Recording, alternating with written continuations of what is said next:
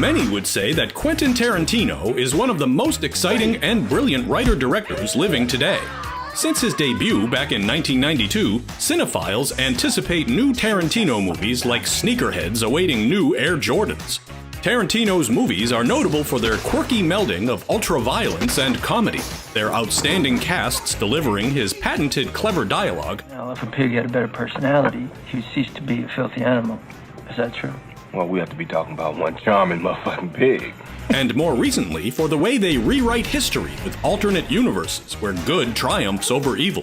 Everyone has their own ranking of QT's movies, never an easy feat, but today we're focused on two of his later classics, 2009's Inglourious Basterds and 2012's Django Unchained. Both of Tarantino's award-winning movies are bold, outrageous, suspenseful, and darkly comedic, not to mention endlessly rewatchable. But which one wins in a good old-fashioned shootout? Let's find out as we put bounty hunters against Nazi killers in this episode of Face Off! Disclaimer: no actual science was used to determine the outcome of Face Off. Your results may vary. Please do not consume Face Off if you are allergic to conjecture, opinion, or general nonsense. Round 1. Revisionist History. Throughout his recent movies, Tarantino has relished in rewriting some dark chapters in history in order to indulge himself and the audience in a fantasy where the bad guys get their just desserts the way it should have been. In Inglourious Basterds, the filmmaker envisions a scenario where an international squad of soldiers, along with a French theater owner, take down the heads of the Nazi party, shoot Hitler dead in a face full of machine gun fire, and presumably change the course of history itself. A shocking but thoroughly satisfying vision of an alternate past, it's a gratifying invention, and the first of several times when Tarantino would allow us to see evil incarnate meet its end in style. In Django Unchained, Tarantino set his sights on the antebellum period of the American South before the Civil War, when slavery was rampant and little hope existed for the victims of that terrible time in U.S. history. The director introduces a heroic, emancipated slave named Django. The D is silent. Who joins a dentist-turned-bounty hunter in the latter's quest to kill wanted men, all of them racist brutes. The film ends with the majestic annihilation of a plantation and the horrible people who ran it, giving us a triumphant conclusion with freed slaves celebrating the destruction of their bigoted enemies. Let's see, watching Hitler and his cronies get blown to smithereens, or watching the numerous bloody killings of slave masters and racists? Why choose one when we can have both? These radical depictions of alternate history are both immensely satisfying, so we're calling this round a draw. Round 2, Cast. Not an easy venture this round. Both films are stacked with notable names, some very famous, and some unknown to broader audiences at the time. Bastards sports a huge marquee name at the top with Brad Pitt, whose cheeky turn as head bastard Lieutenant Aldo Raine gives the actor a chance to chew the scenery with aplomb. He's joined by an international ensemble made up of interesting faces. Christoph Waltz was a well-known actor in Germany at the time, but most of us had never seen the man before his breakout role as the insidious Hans Landa. It's also easy to forget Michael Fassbender wasn't exactly a household name in 2009, but his debonair British officer leaves a huge impression.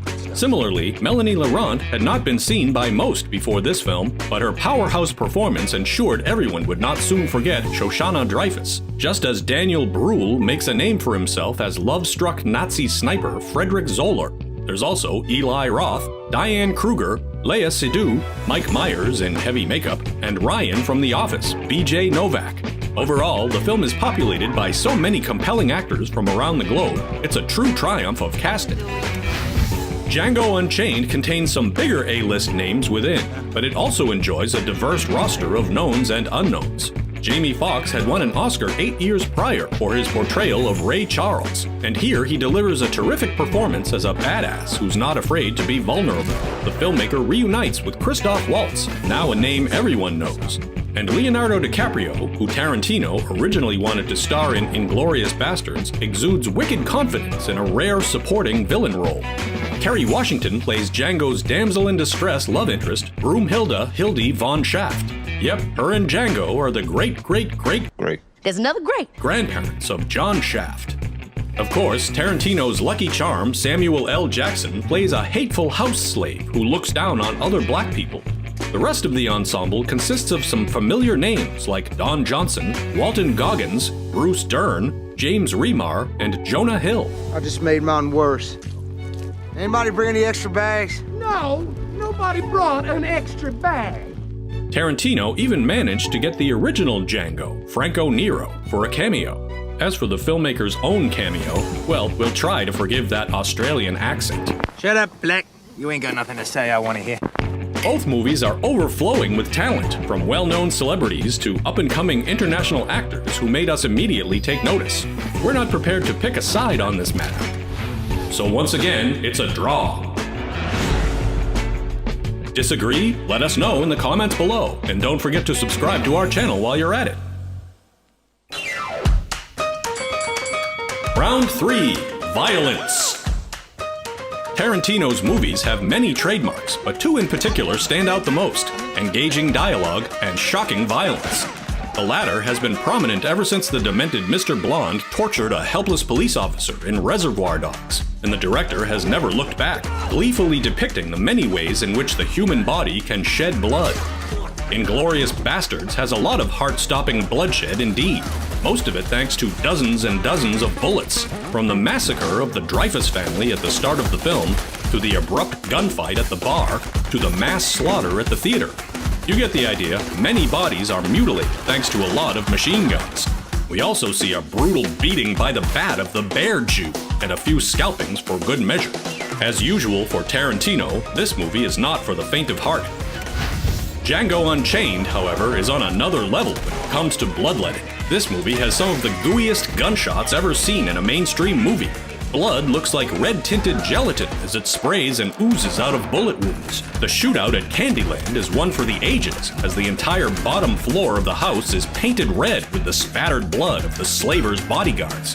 That stuff is fun to watch, but the movie also gives us some very ugly images of violence too, like the horrible fight overseen by Calvin Candy, or the gruesome death of a runaway slave by Candy's attack dogs. Tarantino isn't just giving us a fantasy scenario with this movie, he's also giving us an unpleasant depiction of how things really were back then. It can't all be fun and games. Both movies bring bucketfuls of the red stuff, but in terms of sheer power, Django's visceral violence is hard-hitting and unforgettable, giving it the edge this round.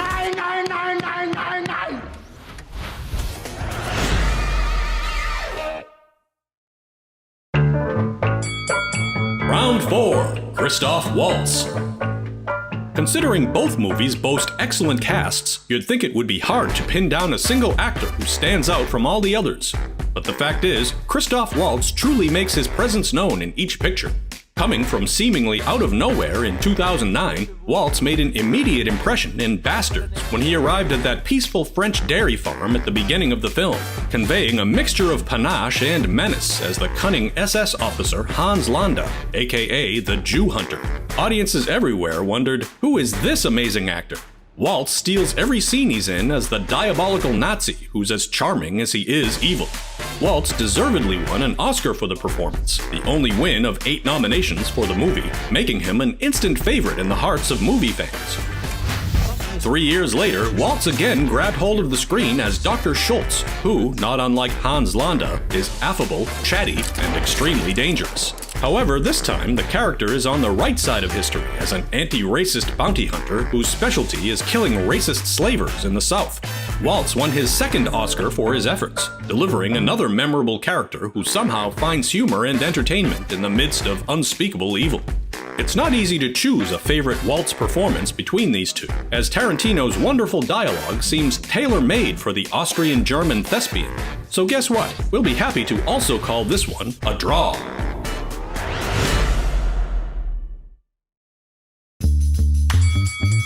Round 5, Dialogue.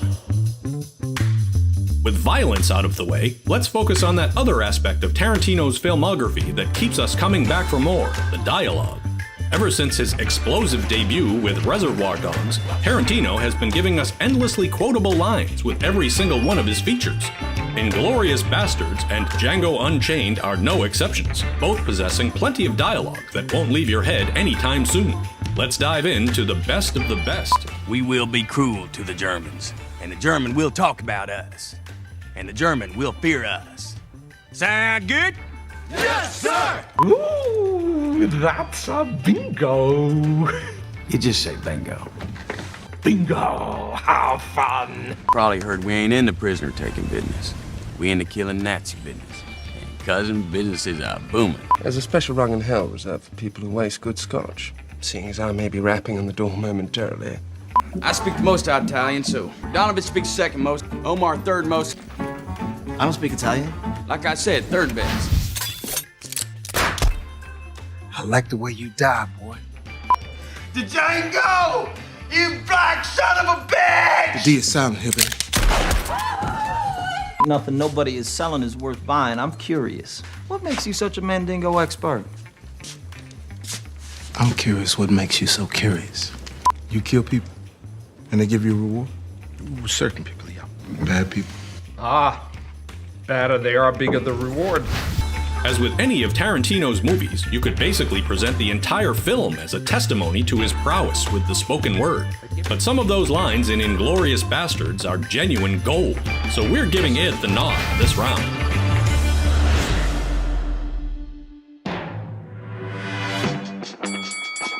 Round 6, Suspense.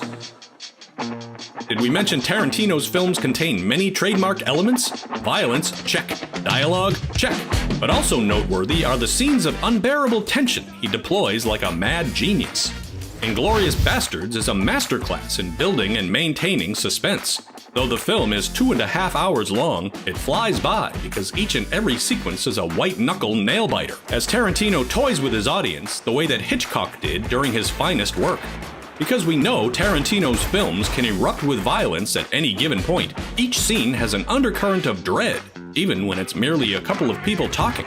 Take the brilliant opening sequence as an example of how Tarantino expertly layers feelings of unease just by depicting two men having a conversation. Interesting, huh? I'm not really sure. How old is Bob? The pub scene also features what would otherwise appear to be a routine night out for some, but knowing that the plot of our heroes depends on them making it out of there without arousing suspicion, injects true fear into the proceedings, as a mundane game of Who Am I becomes agonizing to watch. Sie sind so deutsch wie dieser Scotch. Both sequences do, of course, culminate in bloody mass murder, so Tarantino can't be accused of stringing us along without payoff, but the journeys are excruciating to say the least. Even without the threat of violence, he commands our attention and keeps us on the very edge, like the scene where Shoshana comes face to face with Hans Landa over some strudel. Django is also, expectedly, no slouch in this department, from the opening sequence where we meet Dr. Schultz, What's your name? to his and Django's various adventures dealing with the scum of the South. Why y'all want to come into my town and start cooking? And show your... Tarantino ratchets up the suspense from scene to scene, as the duo ultimately arrives at the home of the loathsome Calvin Candy, whose very presence infuses the film with apprehension. Once Candy becomes suspicious of his new guests, the resulting sequence raises goosebumps and makes it clear that something very bad is about to happen. Hey! Lay your palms flat on that tabletop! If you lift those palms off that turtle shell tabletop, Mr. Pooch is gonna let loose with both barrels of that sawed-off. Of course, Django inevitably succeeds in his quest to rescue his beloved, but the road to victory is rather rocky, to say the least. Each film delights in playing with our emotions and expectations, but the major moments of tension in Inglourious Basterds are bona fide cinematic classics, so that wins this round.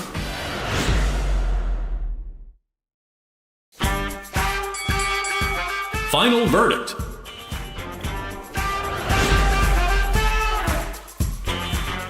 Well, this was not an easy face-off, as almost every round could have been a draw. But in the end, the masterful filmmaking on display in Inglourious Basterds gives it a slight edge over Django Unchained. But that movie has nothing to be ashamed of whatsoever. It did win a Best Screenplay Oscar after all. Which film do you think takes the cake? Or the strudel? Just make sure to wait for the cream.